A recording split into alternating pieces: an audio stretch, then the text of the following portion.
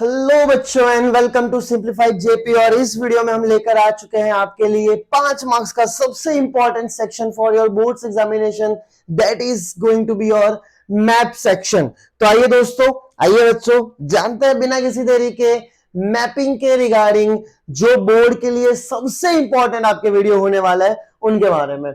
सबसे पहले हम शुरू करने वाले हैं हिस्ट्री के मैप के साथ। आपको हिस्ट्री में प्रिपेयर रहना है 3 चीजों को लेकर, दैट इज फर्स्ट आपका आता है इंडियन नेशनल कांग्रेस के important session. Indian National Congress के इंपॉर्टेंट सेशन के बारे में बात कर रहा हूं मैं। तो 3 इंपॉर्टेंट सेशन हुए, पहला हुआ ये, दूसरा हुआ ये और तीसरा हुआ ये। तो आप बोल रहे ये है क्या?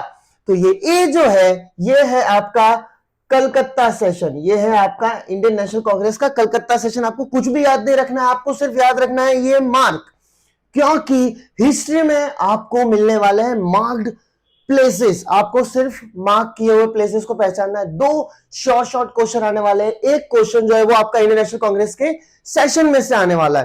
पहला है कलकत्ता सेशन, दूसरा है आपका सबसे इंपॉर्टेंट तमिलनाडु में आने वाला मद्रास सेशन, और तीसरा होने वाला है सी महाराष्ट्र में आने वाला आपका नागपुर सेशन। आपको ईयर याद नहीं है, कुछ याद नहीं है, डोंट वरी अबाउट इट। आपको सिर्फ ये 3 मार्क याद रखने with respect to Indian National Congress के सेशन।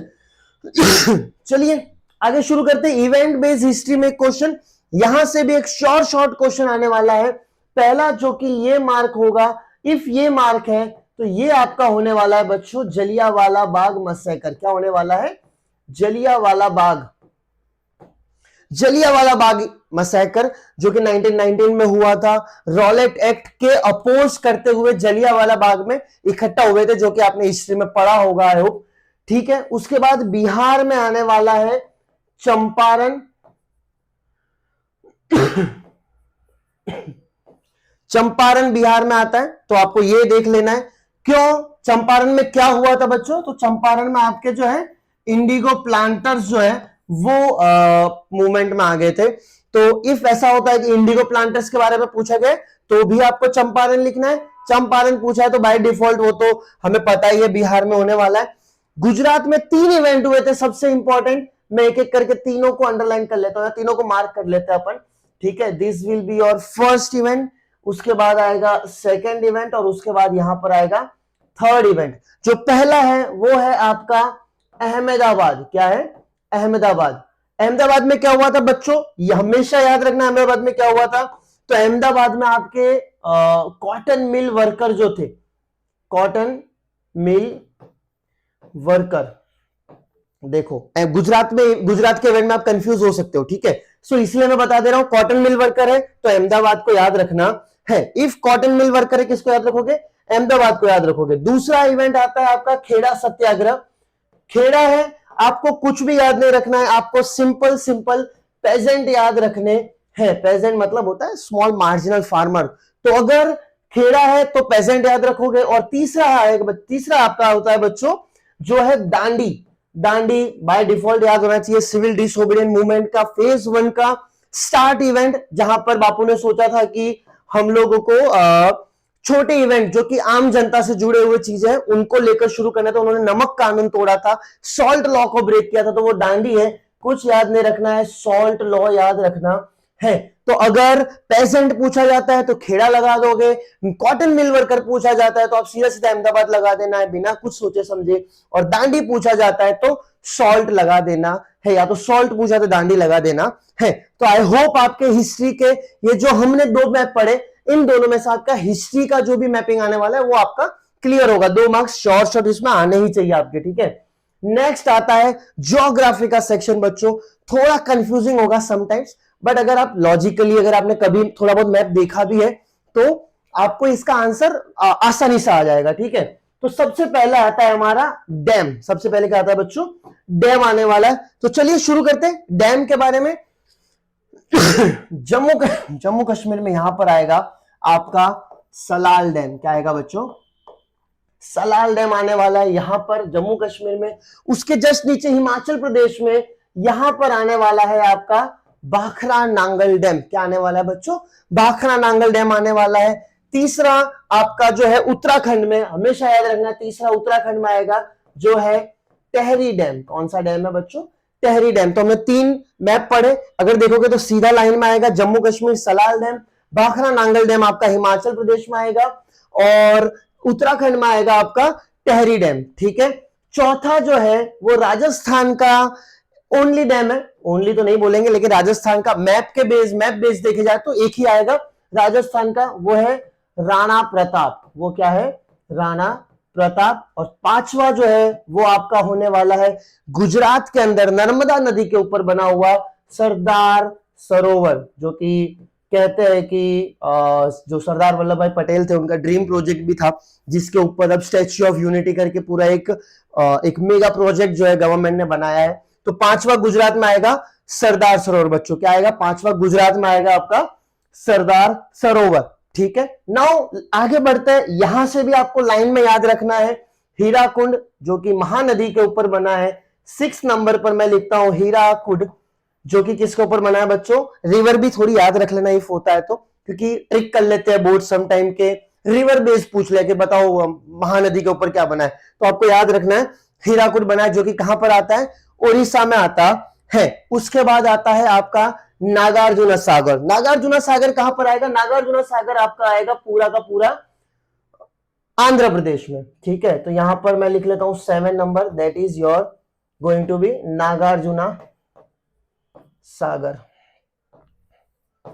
ठीक है, तो ये अर्जुन से आप लोग कृष्णा याद रख सकते हो कि भाई अर्जुन के सारथी कौन थे? कृष्ण थे। तो कौन से रिवर पर बना होगा?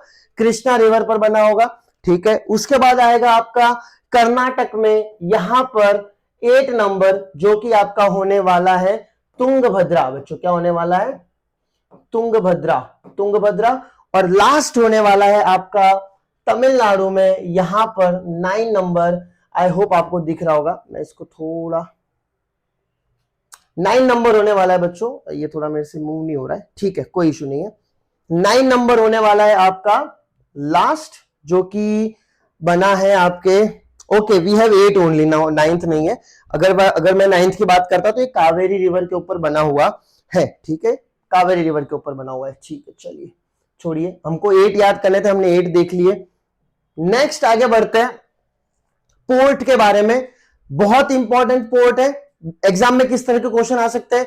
तो ईस्ट कोस्ट, क्या ईस्ट कोस्ट पर कौन से आएंगे? वेस्ट कोस्ट पर कौन से आपके पोर्ट आते हैं? नेम एनी, कोई भी नाम दे सकते हो आप लोग, तो उस हिसाब से मैप आने वाला आ सकता है पोर्ट।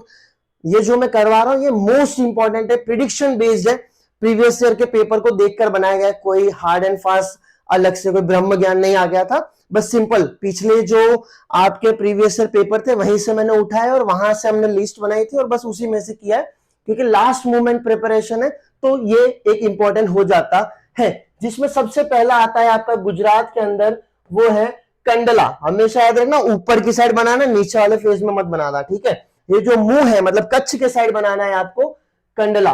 कच्छ के साइड क्या बनाओगे आप लोग?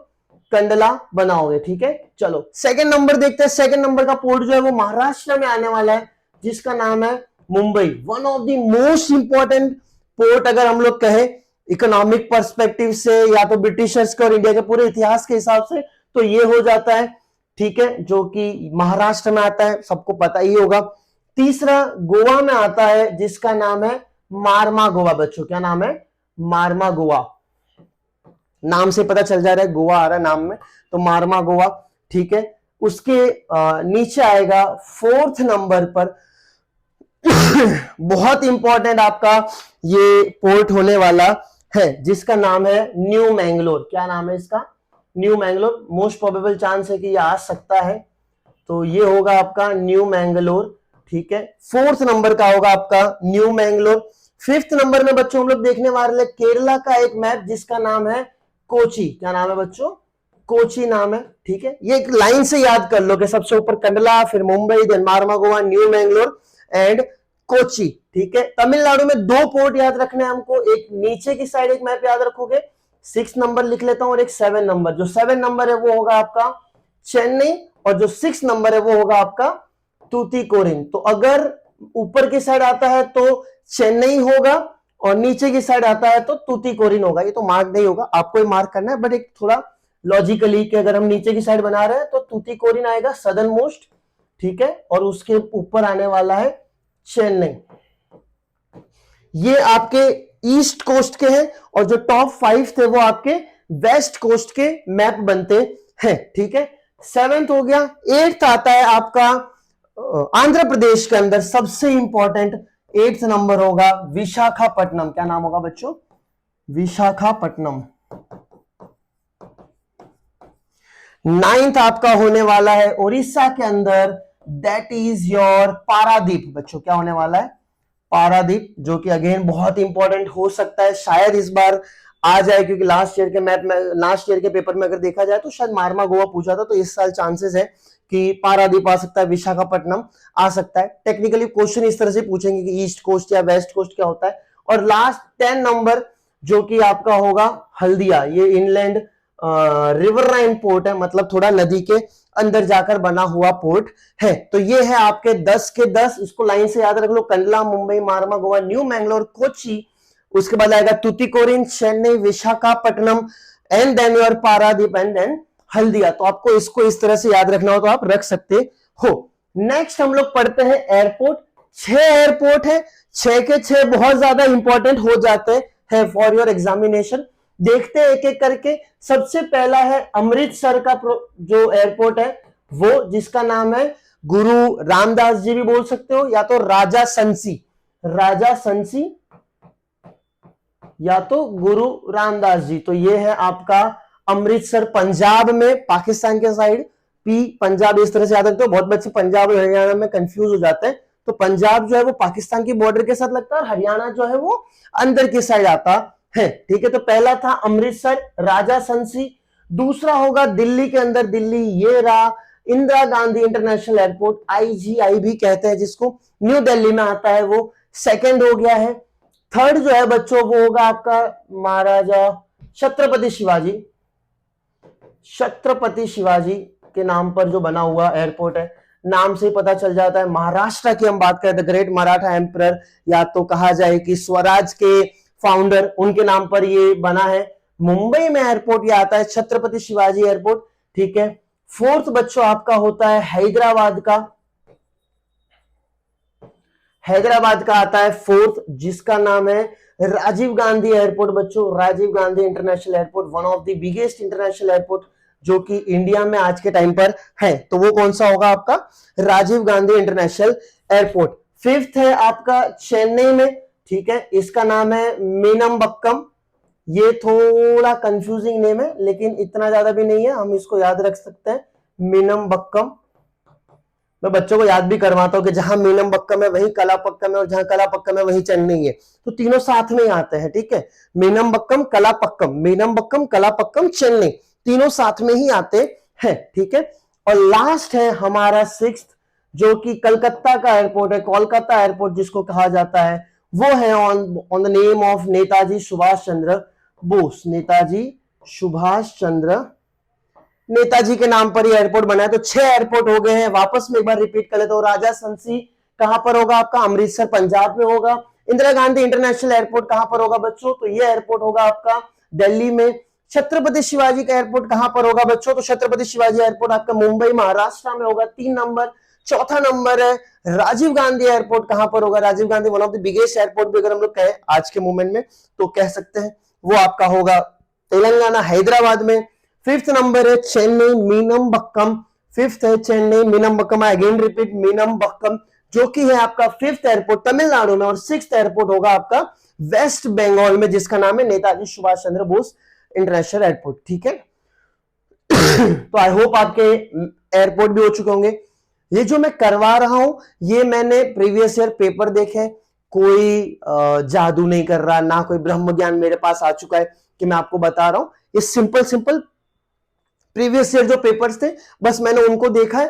थोड़ा मुझे लगता है कि बोर्ड ट्राई करता है, 10th की बोर्ड है, बोर्ड ट्राई करता है कि ऑलमोस्ट सिमिलर जो है मैप पूछा जाए। अगर एक ऑड वन आउट आ जाता है तो don't worry about it, easy होगा, ज्यादा टेंशन लेने की जरूरत नहीं। बाकी हिस्ट्री के जो बताए 2 उसी में से आएंगे, और अभी भी जो करा रहा हूं मेरा ट्राई है कि उसमें से तीनों के 3 पूरे आएंगे, क्योंकि आपको एक ऑप्शन एक्स्ट्रा मिलेगा तो तीनों पूरे आ ही जाएंगे।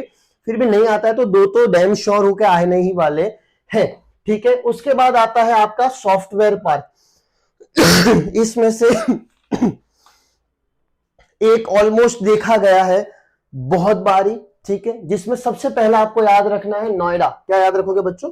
नोएडा याद रख सकते हो, ठीक है।